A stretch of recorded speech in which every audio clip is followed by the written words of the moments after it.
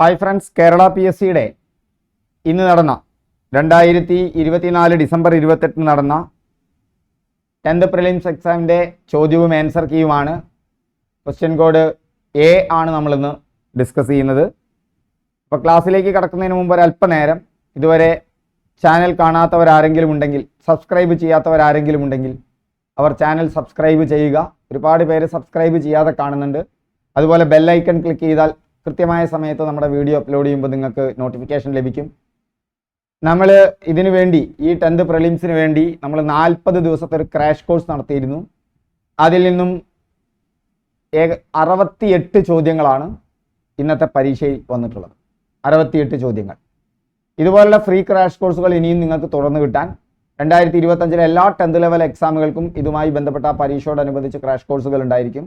ആ ഫ്രീ ആയ ക്രാഷ് കോഴ്സുകൾ കിട്ടുന്നതിന് വേണ്ടിയിട്ട് നിങ്ങൾ താഴെ വാട്സപ്പ് ഗ്രൂപ്പിൻ്റെ ലിങ്ക് ഉണ്ട്, അതിൽ ജോയിൻ ചെയ്താൽ മതി. അവിടെ ഡെയിലി യൂട്യൂബ് വീഡിയോ ക്ലാസ്സുകൾ ഉണ്ടായിരിക്കും. അതിൽ നിന്ന് എക്സാമും നിങ്ങൾക്ക് കിട്ടും. അതിൽ നിന്ന് നിങ്ങൾക്ക് ഒരു എക്സാം, ഓൺലൈൻ എക്സാമും അധിക ദിവസങ്ങളിലും കിട്ടും. അതുപോലെ വീക്കിലി ലൈവ് ക്ലാസ് ഉണ്ടായിരിക്കും. നമ്മൾ ഇന്നലെയും ഇനിയാന്നും 4ാം നാളുമായിട്ട് 4 ലൈവ് ക്ലാസ് വന്നു. ആ 4 ലൈവ് ക്ലാസ്സിൽ നിന്നും കഴിഞ്ഞ ഒരാഴ്ചയിൽ നിന്നും നമ്മൾ നടത്തിയ ക്ലാസ്സിൽ നിന്നും 21ഓളം ചോദ്യങ്ങൾ, 7-8 ദിവസങ്ങളായി നടത്തിയ ക്ലാസ്സിൽ നിന്ന് 21 ചോദ്യങ്ങളാണ് ഈ എക്സാമിന് വന്നിട്ടുള്ളത്. അതിൻ്റെ PDF നോട്ടുകൾ, അതുപോലെ തന്നെ PSC അപ്ഡേറ്റുകൾ ഒക്കെ ലഭിക്കുന്നതിന് വേണ്ടി നമ്മുടെ വാട്സപ്പ് ഗ്രൂപ്പിൽ അംഗമാവുക.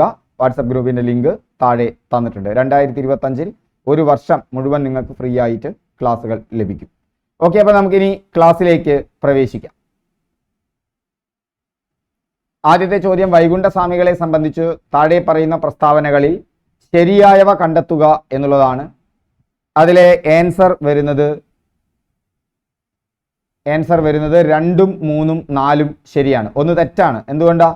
വൈകുണ്ഠസ്വാമികളൊക്കെ കേരളത്തിലെ നമുക്ക് നവോത്ഥാന പ്രസ്ഥാനങ്ങൾ പറയുമ്പോൾ ആദ്യം വരുന്ന ആളാണ് വൈകുണ്ഠസ്വാമികൾ, അല്ലേ? അപ്പം തന്നെ അവിടെ കറക്റ്റ് അറിയില്ലെങ്കിൽ പോലും 1908 എന്നുള്ളത് പറയാൻ പറ്റും. അതുപോലെ തിരുവനന്തപുരം ജില്ല അല്ല, കന്യാകുമാരിയിലാണ് എന്നൊക്കെ നമുക്കറിയാം. അപ്പോൾ അവിടെയൊക്കെ നിങ്ങൾക്ക് വളരെ ഈസി ആയിട്ട് സ്പെസിഫിക് ആയിട്ട് അറിയില്ലെങ്കിലും അവിടെ അത് തെറ്റാണെന്നറിയാം. ബാക്കി അയ്യാവഴി അദ്ദേഹത്തിൻ്റെ വിശ്വാസ സംഹിതയാണ്, അരുൾനൂൽ അദ്ദേഹത്തിൻ്റെ രചനയാണ്, കണ്ണാടി പ്രതിഷ്ഠ, മുന്തിരിക്കിണർ, ഇതൊക്കെ അദ്ദേഹവുമായി ബന്ധപ്പെട്ട് നമ്മൾ ഓർത്തു വയ്ക്കുന്നതാണ്. അതുപോലെ രണ്ടാമത്തെ ചോദ്യം, വയനാട്ടിൽ ബ്രിട്ടീഷുകാർക്കെതിരെ നടന്ന കുറിച്ച കലാപത്തെക്കുറിച്ച് താഴെ പറയുന്നവയിൽ തെറ്റായ പ്രസ്താവന ഏതാണ് എന്നുള്ളതാണ്. അതിൽ 1ഉം 4ഉം ശരിയാണ്. വട്ടത്തൊപ്പിക്കാരെ നാട്ടിൽ നിന്ന് പുറത്താക്കലും കലാപം നടന്നത് 1812 എന്നുള്ളതും ശരിയാണ്. ബാക്കി 2ഉം തെറ്റാണ്. കലാപത്തെ അടിച്ചമർത്താൻ ബ്രിട്ടീഷുകാർ രാമനമ്പിനെയല്ല, രാമനമ്പി ആയിരുന്നു അതിൻ്റെ നേതാവ്. കലാപത്തിൻ്റെ പ്രധാന നേതാവായ പാലിയത്തച്ഛനെ ബ്രിട്ടീഷുകാർ വധിച്ചു. പാലിയത്തച്ഛൻ കുറിച്ച കലാപവുമായി ബന്ധപ്പെട്ട ആളല്ല. അപ്പോൾ അവിടെ 1ഉം 4ഉമാണ് ശരി. അതുകൊണ്ട് ശരി ഉത്തരം വരുന്നത് A ആണ്. അവിടുത്തെ ശരി ഉത്തരം വരുന്നത് ഏതാണ്? 1ഉം 4ഉം മാത്രമാണ്, 2ഉം 3ഉം മാത്രമാണ് തെറ്റാണ് ചോദിച്ചിട്ടുള്ളത്. ഞാൻ ശരി എന്നുള്ളത് കണ്ടിട്ട് തന്നെ ഞാൻ തന്നെ ആൻസർ ചെയ്തു പോയി. നോക്കുക, തെറ്റാണ്. ഇത് നിങ്ങൾക്കും ഈ അബദ്ധം ഉണ്ടാവരുത്. 2ഉം 3ഉം മാത്രമാണ്. C ആണ് അവിടുത്തെ കറക്റ്റ് ആൻസർ. 2024 സാഹിത്യത്തിനുള്ള നോബൽ സമ്മാനം ലഭിച്ച ഹാൻഗാങ്ങിനെ കുറിച്ച് താഴെ കൊടുത്ത പ്രസ്താവനകളിൽ ശരിയേത്? ദക്ഷിണ കൊറിയൻ സ്വദേശിയാണ്, അത് കറക്റ്റാണ്. നോബൽ സമ്മാനം നേടുന്ന, സാഹിത്യത്തിന് നോബൽ സമ്മാനം നേടുന്ന ആദ്യ ഏഷ്യൻ വനിതയാണ്. ദ വെജിറ്റേറിയൻ എന്ന നോവലിന് മാൻ ബുക്കർ പുരസ്കാരം നേടിയതും ശരിയാണ്. ദ വൈറ്റ് ബുക്ക് അവരുടെ ആത്മകഥാപരമായ രചനയാണ്. ഇവിടെ D എല്ലാം ശരിയാണ് എന്നുള്ളതാണ് കറക്റ്റ് ആൻസർ വരുന്നത്. താഴെ പറയുന്നവയിൽ ശരിയായ ജോഡി കണ്ടെത്തുക. എന്നുള്ളതാണ്. ഈ 4 ചോദ്യങ്ങളും നമ്മൾ ഡിസ്കസ് ചെയ്ത ചോദ്യങ്ങളാണ്. നമ്മുടെ ഫ്രീ ക്രാഷ് കോഴ്സിൽ ഡിസ്കസ് ചെയ്ത ചോദ്യങ്ങളാണ്. 1885 ഇന്ത്യൻ നാഷണൽ കോൺഗ്രസ് സ്ഥാപിക്കുന്നത്.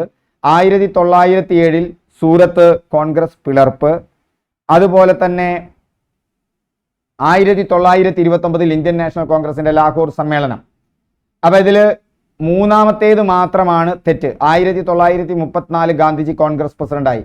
ഗാന്ധിജി കോൺഗ്രസ് പ്രസിഡന്റായ വർഷം പറയാൻ പറ്റുമോ? സമ്മേളനം ഞാൻ പറയാം, ബെൽഗാം സമ്മേളനമാണ്. വർഷം പറയൂ. ഇതേപോലെ ഓർക്കേണ്ടതാണ്. 1901 ഗാന്ധി ആദ്യമായി ഇന്ത്യൻ നാഷണൽ കോൺഗ്രസ് സമ്മേളനത്തിൽ പങ്കെടുക്കുന്നത്. ആ വർഷവും ഓർത്തു വയ്ക്കണം. അടുത്ത ചോദ്യം, 2024 ബ്രിക്സ് ഉച്ചകോടിയുമായി ബന്ധപ്പെട്ട് താഴെ കൊടുത്തിരിക്കുന്ന പ്രസ്താവനകളിൽ ശരിയേത്? അപ്പോൾ 16ാം ഉച്ചകോടിയാണ് എവിടെ നടന്നത്? കസാനിൽ നടന്നത്. അത് ശരിയായ ഇതാണ്.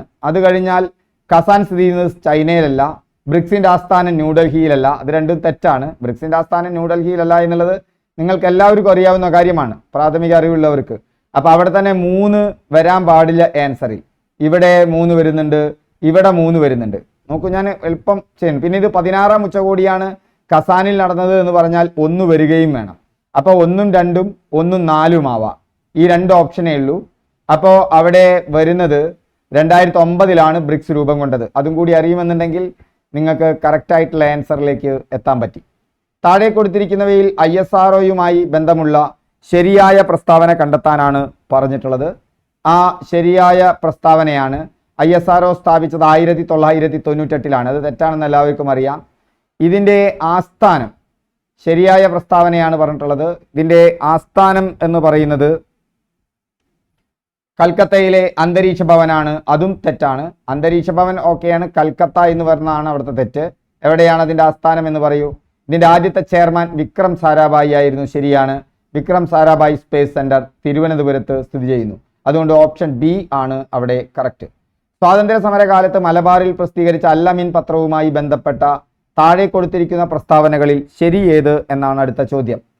അതിലെ ശരി എന്ന് പറയുന്നത് മുഹമ്മദ് അബ്ദുറഹിമാൻ സാഹിബിന്റെ നേതൃത്വത്തിലാണ് ആരംഭിച്ചത്. കറക്റ്റാണ്. 1924 ഒക്ടോബർ 12 ആരംഭിച്ചത്. 1939 ബ്രിട്ടീഷ് സർക്കാർ പത്രം നിരോധിച്ചു. ഇതിൽ അവിടെ കറക്റ്റ് 4 പത്രത്തിൻ്റെ ഓഫീസ് സ്ഥിതി ചെയ്യുന്നത് താനൂരിലായിരുന്നു. അത് തെറ്റാണ്. അപ്പോൾ 7ാമത്തെ പ്രസ്താവന എടുക്കുമ്പോൾ 1ഉം 2ഉം 3ഉം മാത്രമാണ് ശരി. താഴെ കൊടുത്തിരിക്കുന്നവയിൽ നിന്നും തെറ്റായ ജോഡി കണ്ടെത്തുക. അതിൽ എഴുത്തച്ഛൻ പുരസ്കാരം NS മാധവൻ ശരിയാണ്. വയലാർ അവാർഡ് അശോകൻ ചെരുവിൽ ശരിയാണ്. കേരള ജ്യോതി പുരസ്കാരം MK സാനു ശരിയാണ്. 4 തെറ്റ്. അതുകൊണ്ട് ഇവിടുത്തെ തെറ്റായ പ്രസ്താവന D 4 മാത്രം എന്നുള്ളതാണ്. താഴെ കൊടുത്തിരിക്കുന്നവയിൽ സംഭവങ്ങളുടെ ശരിയായ കാലഗണനാക്രമം എഴുതുക. ഇവിടെ അതിർത്തി ഗാന്ധിയുടെ മരണമോ ജവഹർലാൽ നെഹ്റുവിൻ്റെ മരണമോ നമ്മൾ ഓർത്തിരിച്ചോളം എന്നില്ല. അങ്ങനെ ഇനി ഓർത്തിരിക്കണം, ഇനിയുള്ള കാലങ്ങളിൽ അത് ഓർത്തിരിക്കണം. അപ്പോൾ കാരണം ആ ചോദ്യം വന്നു കഴിഞ്ഞു. അതിർത്തി ഗാന്ധിയുടെ മരണവും ജവഹർലാൽ നെഹ്റുവിൻ്റെ മരണവും അറിയില്ലെങ്കിലും നിങ്ങൾക്ക് ഈ ചോദ്യത്തിന് ഉത്തരം എഴുതാം, നന്നായി പഠിച്ചു പോയവർക്ക്. മലബാർ കലാപം 1921 ക്ഷേത്രപ്രവേശന വിളംബരം 1924 അറിയുന്ന ഒരാൾക്ക് അതിർത്തി ഗാന്ധിയുടെ മരണം എന്ന് പറയുന്നതും ജവഹർലാൽ നെഹ്റുവിൻ്റെ മരണം എന്ന് പറയുന്നതും അതിനുശേഷം നടക്കുന്ന സംഭവങ്ങളാണ് അല്ലേ? അതൊരു ഏകദേശ ധാരണ നിങ്ങൾക്കുണ്ടാവുമല്ലോ. അത് വെച്ചാൽ മലബാർ കലാപത്തിൽ തുടങ്ങണം. അതുകൊണ്ട് ഇവിടെ 2ൽ തുടങ്ങുന്നതായിരിക്കണം നമ്മുടെ ആൻസർ. അതുകൊണ്ട് എയും ബിയും മാത്രമേ വരുള്ളൂ. അത് കഴിഞ്ഞാൽ ക്ഷേത്രപ്രവേശന വിളംബരമാണ്. 2 കഴിഞ്ഞാൽ 3 വേണ്ടത്. അതുകൊണ്ട് ഇവിടെ ഓപ്ഷൻ എ ആണ് കറക്റ്റ്. അത് കഴിഞ്ഞാൽ ജവഹർലാൽ നെഹ്റുവിൻ്റെ മരണം, അത് കഴിഞ്ഞ് അതിർത്തി ഗാന്ധിയുടെ മരണം. ഓക്കെ, അപ്പോൾ 9ൽ എ ആണ് കറക്റ്റ് ആൻസർ വരുന്നത്. അടുത്തത് 10. 10ാമത്തേത് കൊച്ചി മെട്രോയുമായി ബന്ധപ്പെട്ട് താഴെ കൊടുത്തിരിക്കുന്ന പ്രസ്താവനകളിൽ ശരിയേത്. കൊച്ചി മെട്രോ, ഒളിമ്പിക്സ്, പാരീസിലെ ഒളിമ്പിക്സ്, അങ്ങനെ ചില ചോദ്യങ്ങൾ. അതുപോലെ തന്നെ വിഴിഞ്ഞം പദ്ധതി, ഇതുമായി ബന്ധപ്പെട്ടൊക്കെ നമ്മൾ സെപ്പറേറ്റ് വീഡിയോ ക്ലാസ്സുകൾ തന്നെ നിങ്ങൾക്ക് തന്നിട്ടുണ്ട്. 10ാമത്തെ ചോദ്യം. 10ാമത്തെ ചോദ്യത്തിൽ പ്രസ്താവനകളിൽ ശരിയായതാണ് ചോദിച്ചിട്ടുള്ളത്. കൊച്ചി മെട്രോ ഉദ്ഘാടനം ചെയ്യപ്പെട്ടത് 2017 ജൂൺ 17 ആ ക്ലാസ് കണ്ടവർക്ക് തന്നെ അറിയാം. ഞാൻ പറഞ്ഞിട്ടുണ്ട് 17ഉം ഡേറ്റും 17 മാസം 6 അങ്ങനെ ഓർത്തു വെക്കാൻ പറഞ്ഞിട്ടുണ്ടായിരുന്നു. ഓക്കെ, KMRL ആണ് ഇതിൻ്റെ പ്രവർത്തന ചുമതല വഹിക്കുന്നത്. അതും ശരിയാണ്. KMRL തന്നെയാണ് അതിൻ്റെ പ്രവർത്തന ചുമതല വഹിക്കുന്നത്. അതും ശരിയാണ്. കൊച്ചി മെട്രോയുടെ അനുബന്ധ ജലപാത പദ്ധതിയാണ് കൊച്ചി വാട്ടർ മെട്രോ. ഇന്ത്യയിലെ 18ാമത്തെ മെട്രോ റെയിൽവേ പദ്ധതിയാണ്. എന്തുകൊണ്ട്? അത് പെട്ടെന്ന് തന്നെ നമുക്ക് തെറ്റാണെന്ന് കണ്ടെത്താൻ പറ്റും. അതുകൊണ്ട് സി ആണ് ആൻസർ. കിംബിൾ ലഞ്ചാവോ ദേശീയോദ്യാനം സ്ഥിതി ചെയ്യുന്ന സംസ്ഥാനം ഏത്? നമ്മളൊരു യൂട്യൂബ് വീഡിയോ ക്ലാസ് ഉണ്ടായിരുന്നു, പ്രതീക്ഷിക്കാൻ പറ്റാവുന്ന പുതിയ ചോദ്യങ്ങൾ. ഇതൊരു പുതിയ ചോദ്യമാണ്. അത് എവിടെ നിന്നാണ് വരിക എന്നും പറഞ്ഞിട്ടുണ്ട്. ആ യൂട്യൂബ് വീഡിയോ കണ്ടവരൊന്ന് കമൻറ്റ് ചെയ്യൂ, എവിടെ നിന്നാണ് വരിക എന്ന് ഞാൻ പറഞ്ഞിട്ടുണ്ട്. അതേത് ഭാഗത്താണ് ഒന്ന് ഡീറ്റെയിൽ ആയിട്ട് കമൻറ്റ് ചെയ്യൂ. കിംബിൾ ലഞ്ചാവോ ദേശീയോദ്യാനം സ്ഥിതി ചെയ്യുന്ന സംസ്ഥാനം. പുതിയ ചോദ്യങ്ങൾ, പ്രതീക്ഷിക്കാവുന്ന പുതിയ ചോദ്യങ്ങൾ എന്ന് പറഞ്ഞുകൊണ്ട് ഞാൻ ഉൾപ്പെടുത്തിയതാണ് മണിപ്പൂരാണ്. നഗര ഗാർഹിക അവശിഷ്ടങ്ങളിൽ നിന്നും വൈദ്യുതി ഉൽപ്പാദിപ്പിക്കുന്ന ഇന്ത്യയിലെ ആദ്യത്തെ അർബൻ വേസ്റ്റ് മാനേജ്മെന്റ് സംവിധാനം നടപ്പിലാക്കിയ നഗരം ഏതാണ് എന്നാണ് അടുത്ത ചോദ്യം. അഹമ്മദാബാദാണ്. ജൂൺ മാസത്തിൽ തുടങ്ങി സെപ്റ്റംബർ മാസം വരെ നീണ്ടു നിൽക്കുന്ന ഇന്ത്യയിലെ കാർഷിക കാലം മുൻകാല PSC ചോദ്യങ്ങൾ ഉൾപ്പെടുത്തി നമ്മൾ തന്നതാണ്. 13ാമത്തെ ചോദ്യം അത് ഖാരിഫ് ആണ്. ആ കാർഷിക കാലം ഖാരിഫ് ആണ്. അവശിഷ്ട പർവ്വതങ്ങൾക്ക് റെസിഡുവൽ പർവ്വതം ഉദാഹരണമാണ്. അടുത്ത ചോദ്യം അത് ആരവല്ലി പർവ്വതനിരയാണ്. ക്രിസ്റ്റലൈൻ കായാന്തരിത ശിലകളിൽ നിന്നും ഘാതന ഫലമായി ഉണ്ടാകുന്ന മണ്ണിനം 15ാമത്തെ ചോദ്യം. അത് ചുവപ്പ് മണ്ണ് അഥവാ റെഡ് സോയിലാണ്. 16ാമത്തെ ചോദ്യം ഇലക്ട്രിക് കേബിൾ, ഇലക്ട്രോണിക്, രാസവ്യവസായങ്ങളിൽ ഉപയോഗിക്കുന്ന കോപ്പർ നിക്ഷേപം കൂടുതലായി കണ്ടുവരുന്ന സംസ്ഥാനം ഏതാണ് എന്നാണ് ചോദ്യം. 16B മധ്യപ്രദേശാണ്. 17ാമത്തെ ചോദ്യം കൽക്കരിയുടെ ഉന്നതമായ വകഭേദം ഏതാണ് എന്നാണ് ചോദ്യം. നമ്മൾ ഡിസ്കസ് ചെയ്ത ചോദ്യമാണ്. ആന്ത്രസൈറ്റ് ആണ് കൽക്കരിയുടെ ഉന്നതമായ വകഭേദം എന്ന് പറയുന്നത്. മേൽക്കൂര മഴവെള്ള ശേഖരണം നിയമം മൂലം നിർബന്ധമാക്കിയ ആദ്യ സംസ്ഥാനം ഏതാണ് എന്നാണ് അടുത്ത ചോദ്യം. തമിഴ്നാടാണ്. മെക്സിക്കോയിലെ വെട്ടിച്ചൂട്ട് കൃഷി അറിയപ്പെടുന്നത് 19ാമത്തെ ചോദ്യം. അത് എ ആണ്, മിൽപ്പ ആണ്. ചിപ്കോ പ്രസ്ഥാനം എന്തുമായി ചേർത്ത് വായിക്കാം? 20ാമത്തെ ചോദ്യം. എന്തുമായി ചേർത്ത് വായിക്കാം എന്നുള്ളതാണ്. ഹിമാലയ പർവ്വത പ്രദേശങ്ങളിലെ സ്തൂപിക വനസമ്പത്ത് നശീകരണം തടയുന്നതുമായി ബന്ധപ്പെട്ട് എന്നൊരു ഉത്തരം നിങ്ങൾ അവിടെ കണ്ടല്ലോ. അതാണ് അവിടുത്തെ കറക്റ്റ് ആൻസർ. അതുമായി ബന്ധപ്പെട്ടതാണ് ചിപ്കോ പ്രസ്ഥാനം എന്ന് പറയുന്നത്. 1957 കേരള സർവകലാശാലയായി മാറിയ തിരുവിതാംകൂർ സർവകലാശാല രൂപം കൊണ്ടതെന്നാണ് ആദ്യത്തെ ചോദ്യം. അത് 1937 അടുത്ത ചോദ്യം താഴെ പറയുന്നവയിൽ ഏതു സമരവുമായി ബന്ധപ്പെട്ടാണ് പ്രവർത്തിക്കുക അല്ലെങ്കിൽ മരിക്കുക എന്ന മുദ്രാവാക്യം ഗാന്ധിജി ഉയർത്തിയത്? നമ്മൾ ചർച്ച ചെയ്ത ചോദ്യമാണ്. ക്വിറ്റ് ഇന്ത്യ സമരം. താഴെ പറയുന്ന കൃതികളിൽ ശ്രീനാരായണ ഗുരുവിൻ്റെതല്ലാത്ത കൃതി ഏതാണ്? ശ്രീനാരായണ ഗുരുവിൻ്റെ മുഴുവൻ കൃതിയും ഇവിടെ അറിയണ്ട. നമ്മൾ ഇന്നലെ ഡിസ്കസ് ചെയ്താണ് വേദാധികാര നിരൂപണവും. അതുപോലെ തന്നെ നിങ്ങൾ ഓർത്തിരിക്കണം എന്ന് ഞാൻ പ്രത്യേകം പറഞ്ഞത് ഒന്നാണ് ഏതാണ് പ്രാചീന മലയാളവും. ചട്ടമ്പി സ്വാമിയുടെ കൃതികളാണ്. ഇത് ചട്ടമ്പി സ്വാമിയുടേതാണ് എന്നറിയുമ്പോൾ ഇവിടെ ബി എന്നുള്ള ഉത്തരം തന്നെത്താൻ കിട്ടും. ദേശീയ വിദ്യാഭ്യാസ ദിനമായ നവംബർ 11 താഴെ പറയുന്നവയിൽ ആരുമായി ബന്ധപ്പെട്ടിരിക്കുന്നു? അത് ഡോക്ടർ എസ് രാധാകൃഷ്ണനുമായി ബന്ധപ്പെട്ടിരിക്കുന്നു. ചർച്ച ചെയ്ത ചോദ്യമാണ് നമ്മൾ. മൗലാന അബ്ദുൽ കലാം ആസാദുമായി ബന്ധപ്പെട്ടിരിക്കുന്നു. ദേശീയ അധ്യാപക ദിനമായിട്ട് എൻ്റെ മനസ്സിൽ വന്നത്. ഇത് നിങ്ങൾക്കും തെറ്റും. കണ്ടു, ഞാൻ പെട്ടെന്ന് എൻ്റെ മനസ്സിൽ വന്നത് ദേശീയ അധ്യാപക ദിനമാണ്. നമ്മൾ ചർച്ച ചെയ്താണ് രണ്ടും. ചുവടെ നൽകിയിരിക്കുന്ന സാഹിത്യകാരന്മാരിൽ ജ്ഞാനപീഠം പുരസ്കാരം ലഭിക്കാത്ത മലയാള സാഹിത്യകാരന്മാർ. നമ്മൾ ജ്ഞാനപീഠം ലഭിച്ച മലയാള സാഹിത്യകാരന്മാരെ മാത്രം പ്രത്യേകം എടുത്ത് യൂട്യൂബിലൊരു ക്ലാസ് ഉണ്ട്, അത് കണ്ടാൽ മതി. അത് ഒളപ്പമണ്ണ സുബ്രഹ്മണ്യൻ നമ്പൂതിരിയാണ്. ബാക്കി എല്ലാവർക്കും അക്കിത്ത അച്യുതൻ നമ്പൂതിരിയാണ് ഇതിൽ അവസാനം ജ്ഞാനപീഠ പുരസ്കാരം കിട്ടിയത്.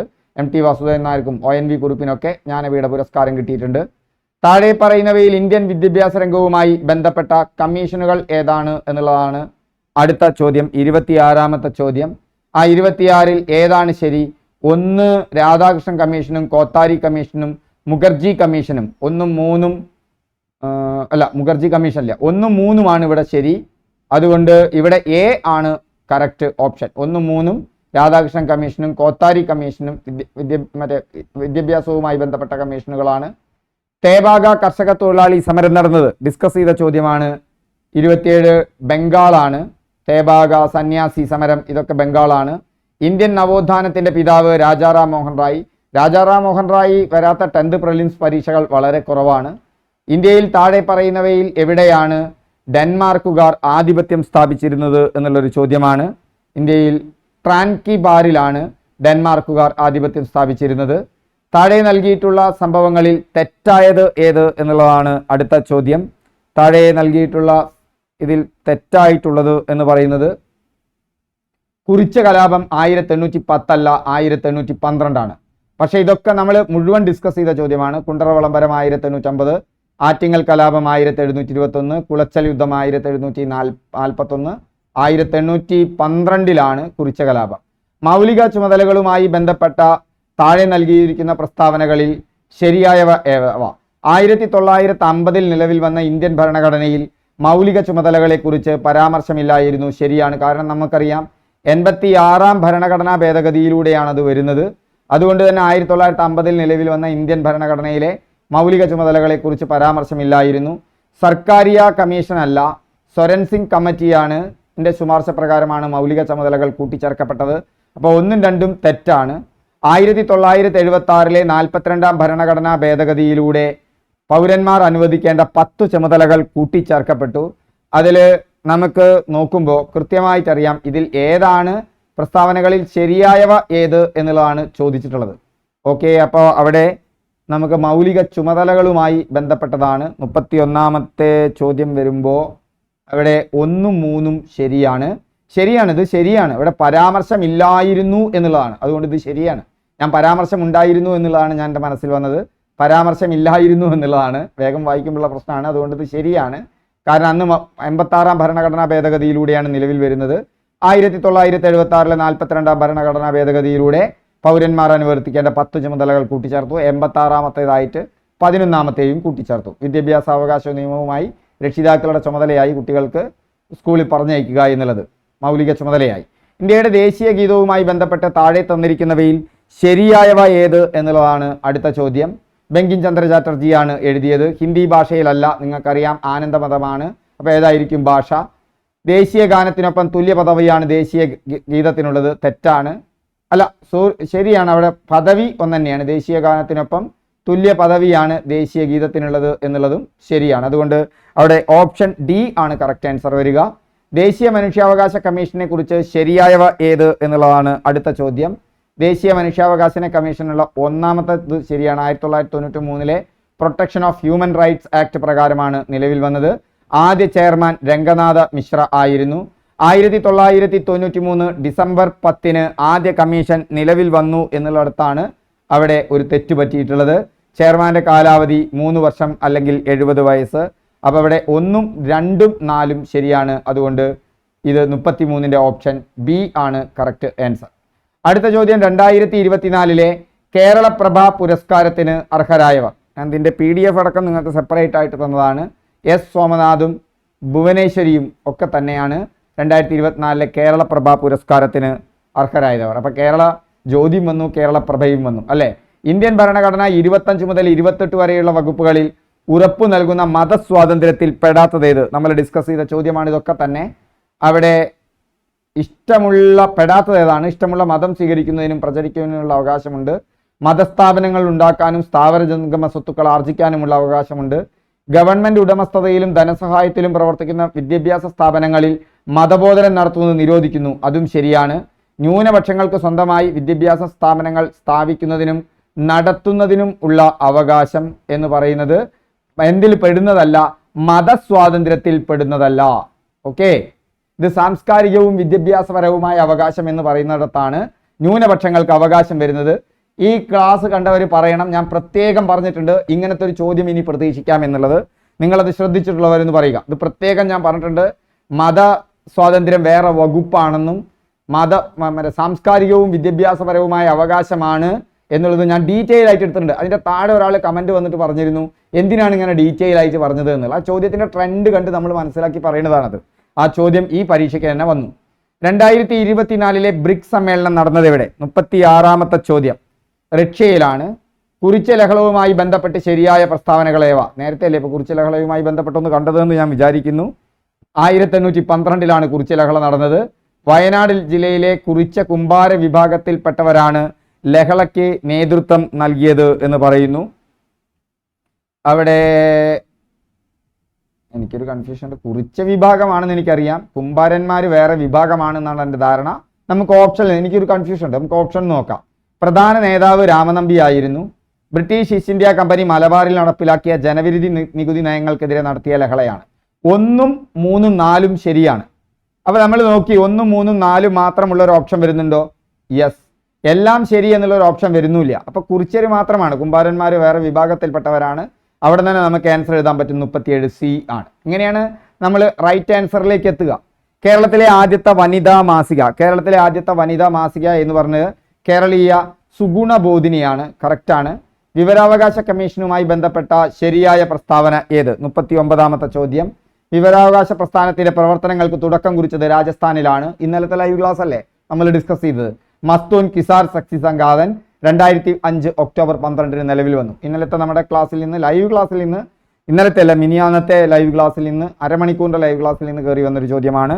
39-ാമത്തെ ചോദ്യത്തിൻ്റെ ഉത്തരം അപ്പോൾ C 1, 2, 3 ശരിയാണ്. 2024-ൽ ഉപതെരഞ്ഞെടുപ്പ് നടക്കുന്ന നിയമസഭാ മണ്ഡലങ്ങൾ. ഉപതെരഞ്ഞെടുപ്പ് നടന്നു കഴിഞ്ഞു. PSC പരീക്ഷയ്ക്ക് ആ ചോദ്യമായിട്ട് വരാനുള്ള സമയമായിട്ടുണ്ടായിരുന്നില്ല. അതുകൊണ്ട് 2024-ൽ ഉപതെരഞ്ഞെടുപ്പ് നടക്കുന്ന നിയമസഭാ മണ്ഡലങ്ങളാണ് ചോദിച്ചുള്ളത്. പാലക്കാടും ചേലക്കരയും. ചിലവർ B എഴുതിയിട്ടുണ്ടാവും അല്ലേ. വയനാട് ലോക്സഭാ മണ്ഡലമാണെന്ന് തെറ്റിദ്ധരിച്ച് B ഓപ്ഷൻ എഴുതിയ ആളുകളും ഉണ്ടായിരിക്കും. പാലക്കാടാണെന്നൊക്കെ പറഞ്ഞിട്ട് പാലക്കാടും ചേലക്കരയും മാത്രമാണ് നിയമസഭാ മണ്ഡലം. കേരളത്തിൽ പടിഞ്ഞാറോട്ട് ഒഴുകുന്ന നദികൾ ഇന്നലെ നമ്മൾ ഡിസ്കസ് ചെയ്താണ് 41. 2 സംസ്ഥാനങ്ങളുമായി അതിർത്തി പങ്കിടുന്ന കേരളത്തിലെ ജില്ല 42 നമ്മൾ ഡിസ്കസ് ചെയ്തതാണ്, അത് വയനാടാണ്. കേരളത്തിലെ ആദ്യത്തെ ജലവൈദ്യുത പദ്ധതി ഇന്നയോ നമ്മൾ ഡിസ്കസ് ചെയ്ത ചോദ്യമാണ്. 43 പള്ളിവാസലാണ്. കേരളത്തിലെ ഏറ്റവും കൂടുതൽ കാണപ്പെടുന്ന മണ്ണിനം നമ്മൾ ചർച്ച ചെയ്തതാണ്. കേരളത്തിലെ ഏറ്റവും കൂടുതൽ കാണപ്പെടുന്ന മണ്ണിനം എന്ന് പറയുന്നത് ലാറ്ററൈറ്റ് മണ്ണാണ്. റെഡ് ഡാറ്റ ബുക്കിൽ ഇടം നേടിയ കേരളത്തിലെ വന്യജീവി സങ്കേതം റെഡ് ഡാറ്റ ബുക്കിൽ നേടിയത് പറമ്പിക്കുളമാണ്. ആത്മവിദ്യാസംഘം സ്ഥാപിച്ചതാര്? ഇന്നലെ നമ്മൾ ലൈവ് ക്ലാസ്സിൽ ചർച്ച ചെയ്തതാണ്. ആത്മവിദ്യാസംഘം 46 ഡി വാഗ്ബടാനന്ദൻ. കേരളത്തിൽ ആകെയുള്ള ലോക്സഭാ സീറ്റുകളുടെ എണ്ണം നമ്മൾ ചർച്ച ചെയ്തതാണ് 20. കേരളത്തിലെ സംസ്ഥാന ജലവിഭവ വകുപ്പ് മന്ത്രി, ഞാൻ കൃത്യമായിട്ട് നിങ്ങൾക്ക് ലിങ്ക് 3 പ്രാവശ്യം തന്നത് പഠിക്കാൻ പറഞ്ഞിരുന്നു വിവിധ വീഡിയോ ക്ലാസ്സുകളിലായിട്ട്. അവിടെ കേരളത്തിലെ സംസ്ഥാന ജലവിഭവ വകുപ്പ് മന്ത്രി, ഇതുവരെ സാംസ്കാരിക വകുപ്പ് മന്ത്രിയുടെ ഒരു പ്രളയമായിരുന്നു, ഇപ്പോൾ സംസ്ഥാന ജലവിഭവ വകുപ്പ് മന്ത്രിയെയാണ് ചോദിച്ചിട്ടുള്ളത്. അത് കറക്റ്റ് ഉത്തരം റോഷി അഗസ്റ്റിനാണ്. കേരളത്തിലെ സംസ്ഥാന ജലവിഭവ വകുപ്പ് മന്ത്രി റോഷി അഗസ്റ്റിനാണ്. 1956 കേരളം രൂപീകരിക്കുമ്പോൾ എത്ര ജില്ലകൾ ഉണ്ടായിരുന്നു? 49 എ ആണ്, 5 ജില്ലകളാണ്. അതായത് PSC ബുള്ളറ്റിനിൽ ഈ ചോദ്യം ഞാൻ നിങ്ങൾക്ക് തന്നിട്ടില്ലെങ്കിലും നമ്മുടെ കോഴ്സിൽ കൊടുത്തിട്ടുണ്ട്. കാരണം PSC ബുള്ളറ്റിൻ പ്രത്യേകമായി കേരളത്തെക്കുറിച്ച് പ്രത്യേകമായ ഒരു ആർട്ടിക്കിൾ കൊടുത്തിരുന്നു, വിശദമായി കേരളത്തെക്കുറിച്ച് പറയുന്നുണ്ട്. അതുകൊണ്ട് ആ ഭാഗത്ത് നിന്ന് കയറി വന്നൊരു ചോദ്യമാണിത്. കേരള നവോത്ഥാനത്തിന്റെ വഴിത്തിരിവായ അരുവിപ്പുറം പ്രതിഷ്ഠ നടത്തിയ സാമൂഹ്യ പരിഷ്കർത്താവാര്? അടുത്ത കാലത്തൊന്നും ഈ ചോദ്യം വന്നില്ല. പണ്ടത്തെ വളരെ പ്രധാനപ്പെട്ട ചോദ്യമാണ്. ശ്രീനാരായണ ഗുരുവാണ്. അരുവിപ്പുറം പ്രതിഷ്ഠ വീണ്ടും ചോദ്യത്തിലേക്ക് കയറി വന്നു. കുറച്ചു കാലമായി ആ ചോദ്യം വരാറില്ല, പക്ഷെ ഇപ്പൊ വീണ്ടും കയറി വന്നു. കേരളത്തിലെ ആദ്യത്തെ റെയിൽപാത നിർമ്മിക്കപ്പെട്ട വർഷം നമ്മൾ ചർച്ച ചെയ്ത ചോദ്യമാണ്. 51ാമത്തെ ചോദ്യം കേരളത്തിലെ ആദ്യത്തെ റെയിൽപാത നിർമ്മിക്കപ്പെട്ട വർഷമാണ് ചോദിച്ചിട്ടുള്ളത്. അത് 1861 ഡിസ്കസ് ചെയ്തതാണ്. പയ്യന്നൂരിൽ വെച്ച് നടന്ന കോൺഗ്രസ് സമ്മേളനത്തിന്റെ അധ്യക്ഷൻ ആരായിരുന്നു? നമ്മൾ ചർച്ച ചെയ്ത ചോദ്യമാണ്. 52 ജവഹർലാൽ നെഹ്റു ആണ്. തിരുവിതാംകൂറിലെ രാഷ്ട്രീയ പ്രക്ഷോഭവുമായി ബന്ധമില്ലാത്തത്? പുന്നപ്ര വയലാർ സമരവും മലയാളി മെമ്മോറിയലും നിവർത്തന പ്രക്ഷോഭവും. മലയാളി മെമ്മോറിയൽ എന്ന് പറഞ്ഞാൽ തിരുവിതാംകൂറിലെ സാമൂഹ്യ പ്രക്ഷോഭങ്ങളുടെ തുടക്കം തന്നെയാണ്. അതിൽ കീഴരിയൂർ ബോംബ് കേസാണ് വരുന്നത്. Keezhariyur bomb case quit India സമരവുമായി ബന്ധപ്പെട്ട് നടന്ന സമരമാണ്. നിങ്ങൾക്ക് അയാളുടെ പേര് ഓർമ്മയുണ്ടോ? അതുമായി ബന്ധപ്പെട്ട ഒരാളേനെ കൂടി ഓർക്കണം എന്ന് പറഞ്ഞിട്ടുണ്ട്. അറിയാവുന്നവർ കമന്റ് ചെയ്യൂ. നമ്മൾ പറഞ്ഞതാണ്. വൈക്കം സത്യാഗ്രഹത്തിന് നേതൃത്വം വഹിച്ചത് ആരായിരുന്നു? ഇന്നോ നമ്മൾ ചർച്ച ചെയ്ത ക്ലാസ്സിലുള്ളതാണ്. TK മാധവനാണ്. 1817 ഗൗരി പാർവതിബായി പുറപ്പെടുവിച്ച വിളംബരത്തിലെ ശ്രദ്ധേയമായ പരിഷ്കാരം ഏതായിരുന്നു? തിരുവിതാംകൂറിൽ നിന്ന് ചില ചോദ്യങ്ങൾ വരാറുണ്ട്, നമ്മുടെ ഇല്ലെങ്കിലും. പ്രൈമറി വിദ്യാഭ്യാസം സൗജന്യമാക്കിയതാണ്. യോഗക്ഷേമ രൂപീകരിക്കുന്നതിന് നേതൃത്വം നൽകിയത് VT ഭട്ടതിരിപ്പാട്. നമ്മൾ ഇന്നോ ചർച്ച ചെയ്തതാണ്. 1920 മഞ്ചേരിയിൽ നടന്ന മലബാർ രാഷ്ട്രീയ സമ്മേളനത്തിൽ ഉൾപ്പെടാത്ത വിഷയമേത്? നോക്കൂ, ഡീറ്റെയിൽ ആയിട്ട് തന്നെ അവിടെ പറഞ്ഞിട്ടുണ്ട്. നമ്മൾ ഈ വിഷയങ്ങൾ പറഞ്ഞതുമാണ്. ജനസംഖ്യാനുപാത സംവരണമാണ്. മലയാള ഭാഷയിലെ ആദ്യ നിഘണ്ടു ആരുടെ സംഭാവനയായിരുന്നു? 58ാമത്തെ ചോദ്യം അല്ലേ? അവിടെ കറക്റ്റാണ്, നമുക്കറിയാം, അർണോസ് പാതിരിയാണ്. 1809 ഉണ്ടറ വിളംബരം വേലുത്തമ്പി ദളവയാണ്. 1859 ജെയിംസ് ഡാറ കയർ ഫാക്ടറി സ്ഥാപിച്ച സ്ഥലം ആലപ്പുഴ. ഇത് നോക്കൂ, ഇത് ആരാണ് സ്ഥാപിച്ചതെന്ന് ചോദിക്കാറുണ്ട്. കൊല്ലം ചോദിച്ചിട്ടുണ്ട്. ഇതൊക്കെ SCERT ബുക്കിലുള്ളതാണ്. ഇത് ചോദ്യം പലതരത്തിൽ വന്നിട്ടുണ്ട്. എന്നാണ് കയർ ഫാക്ടറി സ്ഥാപിച്ചത്? ആരാണ് സ്ഥാപിച്ചത്? ഇതപ്പോൾ ജില്ല ചോദിക്കുന്നു, ഏത് ജില്ലയാണ്? ആലപ്പുഴ. ഇതൊക്കെ നിരന്തരം ആവർത്തിക്കുന്ന ചോദ്യമാണ്. ജീവമണ്ഡലത്തിലെ ജൈവ സമ്പന്നത സൂചിപ്പിക്കുന്ന ജൈവ വൈവിധ്യം എന്ന പദം ആദ്യമായി ഉപയോഗിച്ചത്? ഇതൊന്നും നിങ്ങൾ വേറെ എവിടേക്കും കയറിപ്പോണ്ട SCERT ബുക്കിൽ നിന്നാണ്. Walter G. റോസൻ ആണ്. അമ്മയുടെയും ഗർഭസ്ഥ ശിശുവിൻ്റെയും രക്തം കൂടിക്കലരാതെയുള്ള പദാർത്ഥ വിനിമയത്തിന് സഹായിക്കുന്ന ഭാഗം ഏത്? 62ാമത്തെ ചോദ്യം എന്ന് പറയുമ്പോൾ അതിൻ്റെ ഉത്തരം പ്ലാസൻ്റെയാണ്. കോശഭിത്തിയുടെ എല്ലാ ഭാഗത്തും ഒരേപോലെ കട്ടി കൂടിയ തരം കോശങ്ങൾ ചേർന്ന കല ഏത് എന്ന അടുത്ത ചോദ്യം.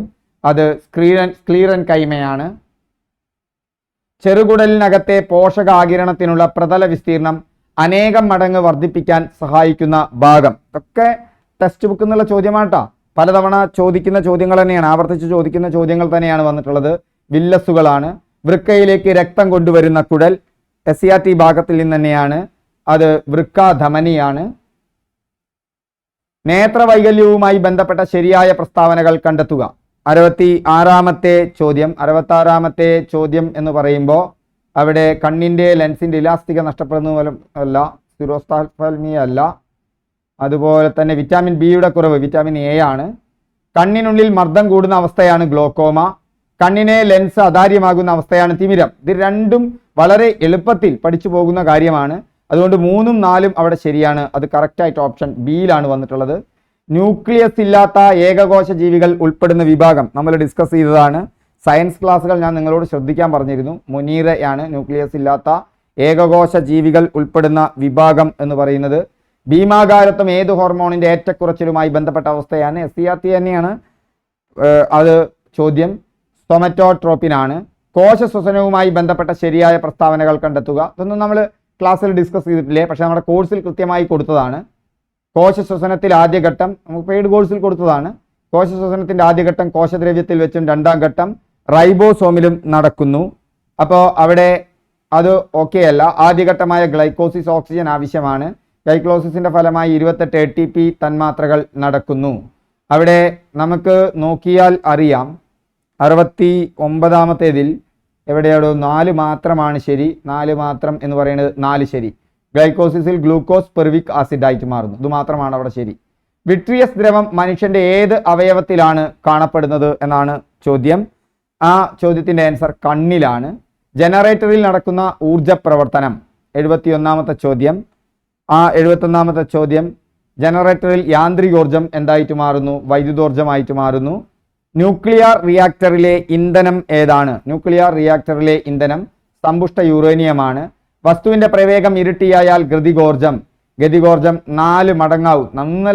ഇന്നലെയോ ഇന്നോ നമ്മൾ പഠിച്ചിട്ടേ ഉള്ളൂ.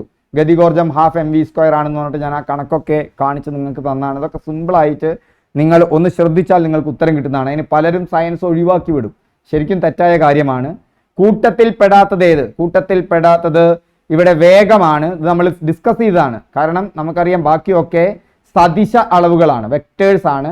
ഇവിടെ വേഗം മാത്രമാണ് സ്കാലാർ, അദിശ അളവുകൾ എന്ന് പറയുന്നത്. അതുകൊണ്ട് സി ആണ്. പതിവ് ചോദ്യം അതാ 75-ാമത്തെ അന്തരീക്ഷമർദ്ദം അളക്കാൻ ഉപയോഗിക്കുന്ന ഉപകരണം ബാരോമീറ്റർ ആണ്. ചില പ്രസ്താവനകൾ ഇവയിൽ ജെ തോംസണുമായി ബന്ധപ്പെടാത്ത പ്രസ്താവന ഏത്? നമ്മൾ സെപ്പറേറ്റ് ആയിട്ട് ക്ലാസ് എടുത്ത് ഇതാണ്. ന്യൂട്രോണിനെ കണ്ടെത്തി എന്നുള്ളത് തെറ്റാണ് അല്ലേ? ന്യൂട്രോണിനെ കണ്ടെത്തുന്നത് ചാഡ്വിക് ആണ്. ജെ തോംസൺ ഇലക്ട്രോണുമായി ബന്ധപ്പെട്ടതാണ്. 77-ാമത്തെ ചോദ്യം റബ്ബറിന്റെ മോണോമർ ഐസോപ്രീൻ ആണ്. റേഡിയോ ആക്റ്റീവത കണ്ടെത്തിയത് ആരാണ് എന്നുള്ളതാണ് 78-ാമത്തെ ചോദ്യം. റേഡിയോ ആക്റ്റീവത കണ്ടെത്തിയത് ആരാണ് എന്നുള്ളതാണ് Goldstein, William Crookes, Henry Becquerel, Hans Geiger. ശരിയാണത് ഹെൻറി ബെക്കറൽ ആണ്. ലീച്ചിങ് എന്ന സാന്ദ്രണ രീതി ഉപയോഗിക്കുന്ന ഏത് ലോഹത്തിൻ്റെ? ഐറിനാണ്. ഇതൊക്കെ നേരെ ആ ഭാഗമൊക്കെ വീണ്ടും പരീക്ഷയ്ക്ക് വന്നു തുടങ്ങുന്നു. അലുമിനിയമാണ് ലീച്ചിങ്ങിന് ഉപയോഗിക്കുന്നത്. 79 അലുമിനിയമാണ് ആൻസർ. ഒരേ മാസ് നമ്പറും വ്യത്യസ്ത അറ്റോമിക് നമ്പറുമുള്ള ആറ്റങ്ങളാണ് നമ്മൾ ഡിസ്കസ് ചെയ്തതാണ്. അവിടെ നിങ്ങൾക്ക് ഒരു ടെൻഷനും ഇല്ലാതെ ആ ക്ലാസ് കണ്ടവർക്ക് മനസ്സിലാവുന്ന രീതിയിൽ നമ്മൾ പറഞ്ഞിട്ടുള്ളത് ഐസോബാറുകളാണ് മാസ് നമ്പർ.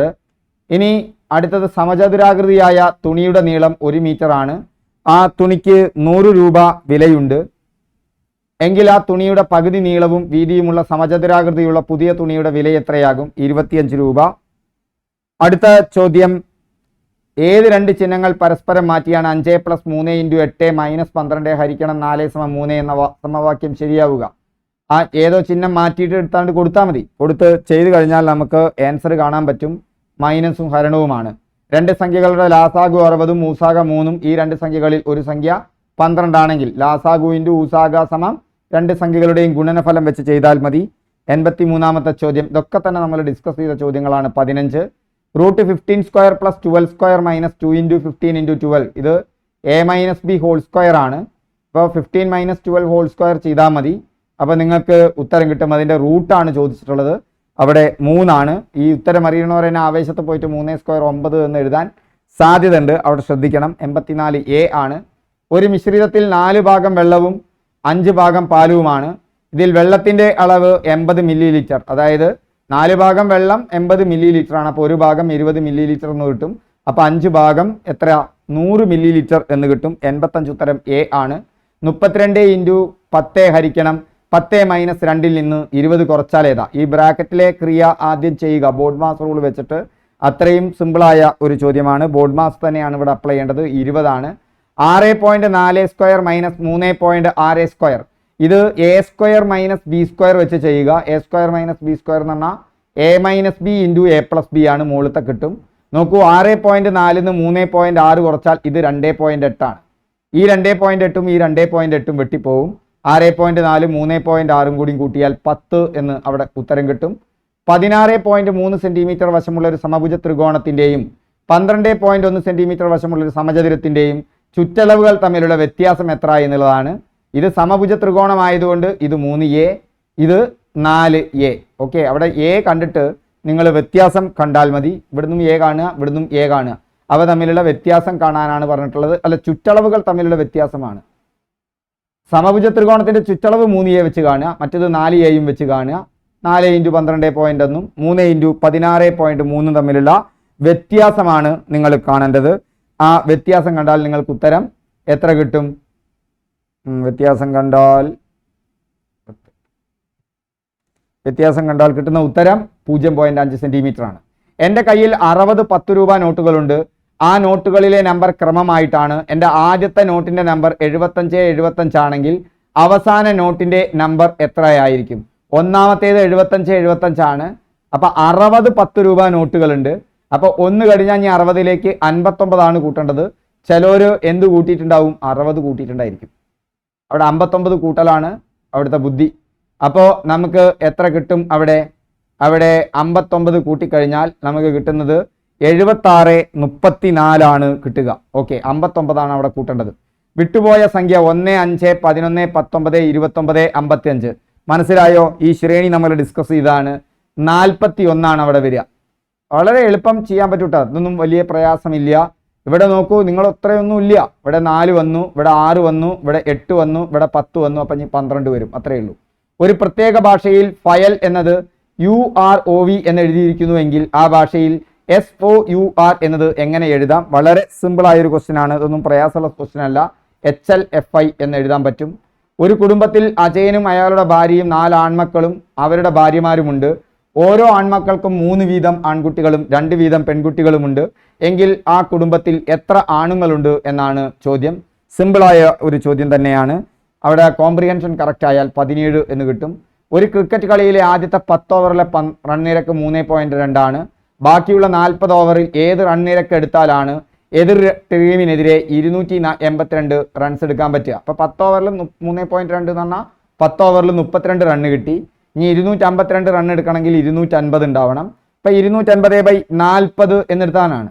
ഏത് റൺ നിരക്കിൽ എന്ന് പറഞ്ഞു കഴിഞ്ഞാൽ ഈ 250നെ 40 കൊണ്ട് ഹരിക്കലാണ് അവിടെ പറയുന്നത്. വേറൊന്നും ചെയ്തിട്ടില്ല. 25/4 എന്ന് കിട്ടും. അപ്പോൾ 6.25 ആണ് നമുക്ക് ആൻസർ കിട്ടുക 93ാമത്തെ ചോദ്യത്തിന്. 94ാമത്തെ ചോദ്യം, ജോസഫ് ഒരു സ്ഥലത്ത് നിന്ന് വേറൊരു സ്ഥലത്തേക്ക് 30 km/മണിക്കൂർ വേഗതയിലും തിരിച്ച് 120 km/മണിക്കൂർ വേഗതയിലും സഞ്ചരിച്ചു. ഈ 2 ദൂരങ്ങളും കൂടി സഞ്ചരിക്കാൻ 5 മണിക്കൂർ എടുത്തുവെങ്കിൽ ഒരു വശത്തേക്ക് ജോസഫ് സഞ്ചരിച്ച ദൂരം എത്ര? നമുക്കറിയാം AB എന്ന് രണ്ട് സ്പീഡുകൾ തന്നു കഴിഞ്ഞാൽ നമുക്കവിടെ ശരാശരി വേഗത കിട്ടാൻ 2AB/A+B ചെയ്താൽ മതി എന്ന് നമുക്കറിയാം. അപ്പോൾ ശരാശരി വേഗത കിട്ടി. ആ ശരാശരി വേഗതയെ 5 മണിക്കൂർ കൊണ്ട് ഗുണിച്ചാൽ നമുക്ക് ടോട്ടൽ എന്ത് കിട്ടും? ദൂരം കിട്ടും. അതിൻ്റെ പകുതി കാണുകയാണ് വേണ്ടത് കേട്ടോ. ഇവിടെ ടോട്ടൽ ദൂരം കിട്ടുക. ഇങ്ങോട്ടും പോയ ടോട്ടൽ ദൂരമാണ്. ആകെ സഞ്ചരിച്ച സമയമാണ് 5 മണിക്കൂർ കിട്ടുക. ഇത് 94ാമത്തെ ചോദ്യം നമ്മൾ ചെയ്ത ചോദ്യമാണ്. B 120 കിലോമീറ്റർ എന്ന് കിട്ടും. 2850 രൂപയ്ക്ക് ഒരു സൈക്കിൾ വിറ്റപ്പോൾ 14% ലാഭം കിട്ടി. ലാഭശതമാനം 8% മാത്രമേ വേണ്ടുവെങ്കിൽ എത്ര രൂപയ്ക്ക് സൈക്കിൾ വിൽക്കണം? 2850 രൂപയ്ക്കാണ് ഒരു സൈക്കിൾ വിറ്റത്. 114% ഇവിടെ എന്തെന്ന് പറയുന്നത്? 2850 എന്ന് പറയുന്നത്. അതിന് 1% കാണുക. ഇനി നമുക്ക് ലാഭശതമാനം 8% വേണ്ടുള്ളൂ വെച്ചാൽ എത്ര? 108% വിൽക്കണം. ആ 1% എന്തുകൊണ്ട് ഗുണിച്ചാൽ മതി? 108 കൊണ്ട് ഗുണിച്ചാൽ മതി. അപ്പോൾ അവിടെ ഉത്തരം നമുക്ക് B 2700 എന്ന് കിട്ടും. 3 വയസ്സിൻ്റെ വ്യത്യാസത്തിൽ ജനിച്ച 5 കുട്ടികളുടെ വയസ്സുകളുടെ തുക 50 ആണെങ്കിൽ ഏറ്റവും പ്രായം കുറഞ്ഞ കുട്ടിയുടെ വയസ്സ് എത്രയായിരിക്കും? 3 വയസ്സിൻ്റെ വ്യത്യാസത്തിൽ ജനിച്ച 5 കുട്ടികളുടെ വയസ്സുകളുടെ തുക 50 ആണെങ്കിൽ ഇത് സമാന്തര ശ്രേണിയിൽ നിന്ന് വന്ന കണക്കാണ്. സം ഓഫ് സീക്വൻസ് ആണ് SN കാണുക. SN കണ്ടു കഴിഞ്ഞാൽ നമുക്ക് അതിനൊരു ഇക്വേഷൻ കണ്ടു കഴിഞ്ഞാൽ അവിടെ നിന്ന് ഏറ്റവും പ്രായം കുറഞ്ഞ കുട്ടി, അതായത് n/2 ഇൻറ്റു മറ്റേ ആദ്യത്തെ കുട്ടി പ്ലസ് അവസാനത്തെ കുട്ടി വെച്ച് ചെയ്താൽ മതി, സമം 50 എന്ന് കൊടുത്ത് നമുക്ക് ചെയ്ത് കഴിഞ്ഞാൽ നമുക്കതിൻ്റെ ഉത്തരം കിട്ടും. അല്ലെങ്കിൽ നമുക്കറിയാലോ മറ്റേ 2a + n-1 ഇൻറ്റു d, ഇതൊക്കെ നമ്മൾ ഡിസ്കസ് ചെയ്ത ചോദ്യമാണ്. സമാന്തര ശ്രേണിയിൽ മുൻകാലങ്ങളിലെ യൂട്യൂബ് വീഡിയോ നോക്കിയാൽ നിങ്ങൾക്ക് കാണാൻ പറ്റും. 96 4 എന്ന് കിട്ടും. 853 ഇൻറ്റു 1346 ഇൻറ്റു 452 ഇൻറ്റു 226 എന്ന ഗുണനഫലത്തിൽ ഒറ്റയുടെ സ്ഥാനത്തെ സംഖ്യ ഏത്? നിങ്ങൾ ജസ്റ്റ് 3 ഇൻറ്റു 6 18, 18 ഇൻറ്റു 2 36, 36 ഇൻറ്റു 6 6 36, അവസാനം എന്തെന്നെ വരും? 6 തന്നെ വരും. 36 ഇൻറ്റു 6 216 അല്ലെങ്കിൽ അവസാനത്തെ 2 6 തമ്മിൽ ഗുണിച്ചാൽ 36 എന്ന് വരുമോ എന്ന് നോക്കിയാൽ മതി. അവിടെ ഉത്തരം D ആണ്. തന്നിരിക്കുന്ന ജോഡികളിൽ ഒരു ജോഡി മാത്രം മറ്റു 3 ജോഡികളിൽ നിന്ന് വ്യത്യസ്തമാണ്. ഏത് ജോഡിയാണ് എന്നാണ് നിങ്ങളോട് ചോദിച്ചിട്ടുള്ളത്. ഇത് നോക്കുമ്പോൾ നിങ്ങൾക്കറിയാം 17 71 23 32 46 64 ഏതാ വരിക? 1990 പകരം 1991 വേണ്ടത്. അതൊരു ക്ലറിക്കൽ എബിലിറ്റിയാണ്. 98ാമത്തെ ചോദ്യം എന്ന് പറയുന്നത് C ആണ്. മോഹൻ്റെ ഒരു മാസത്തെ വരുമാനം 50,000 രൂപയാണ്. വരുമാനത്തിൻ്റെ 15% മകളുടെ പഠനത്തിനും 28% വീടിൻ്റെ ചെലവിനും 10% വാടകയ്ക്കും ഉപയോഗിക്കുന്നു. എങ്കിൽ മാസാവസാനം മോഹൻ്റെ സമ്പാദ്യം എത്രയാണ്? 15ഉം 10ഉം 25ഉം 28ഉം 53% മോഹൻ്റെ ചെലവാണ്. ബാക്കി 47% കാണുക. എത്ര രൂപയുടെ? 50,000 രൂപയുടെ എത്ര ശതമാനം കാണുക? 47% കാണുക. 47% കാണുമ്പോൾ നമുക്ക് 23,500 എന്ന് കിട്ടും. 5 - 1/4 + 2.5 + 2.25. ഇവിടെ നിങ്ങളൊന്നും വേണ്ട, 4ഉം 2.25ഉം കൂട്ടിയാൽ 2.5 ആണ്. 2.5യും 2.5യും കൂട്ടിയാൽ 5 ആണ്. 5ൽ നിന്ന് 5 പോയാൽ 0 ആണ്. 100ാമത്തെ ചോദ്യവും നമ്മൾ ഡിസ്കസ് ചെയ്താണ്. സോ ക്ലാസ് കഴിഞ്ഞു. ഓക്കെ, അത്രമാത്രം പ്രയാസകരമായൊരു ചോദ്യപേപ്പർ ആയിരുന്നില്ല. തുടക്കത്തിൽ കാണുമ്പോൾ കുറച്ച് കൺഫ്യൂഷൻ ഒക്കെ ഉണ്ടെന്ന് തോന്നാം. സയൻസിൽ കുറച്ച് ചോദ്യങ്ങൾ കുറച്ച് ടഫായിട്ട് മാറിയിട്ടുണ്ട്. വളരെ കുറഞ്ഞ ചോദ്യങ്ങൾ. ജനറൽ നോളേജിൽ നിന്നൊന്നും ഒരു കട്ടിയുള്ള ചോദ്യങ്ങളും കണ്ടതായിട്ട് എനിക്ക് തോന്നുന്നില്ല. അത്യാവശ്യം നന്നായി പ്രിപ്പയർ ചെയ്ത് പോയ ഒരാൾക്ക് മാർക്ക് കിട്ടും എന്നാണ്. നന്നായി പ്രിപ്പയർ ചെയ്ത് പോയ ഒരാൾക്ക് 10th പ്രിലിംസ് എക്സാമുകളിൽ ആവശ്യത്തിനുള്ള ഒരു എക്സാമാണ്. Okay, thank you all. വീണ്ടും നമുക്ക് അടുത്ത ക്ലാസ്സിൽ കാണാം.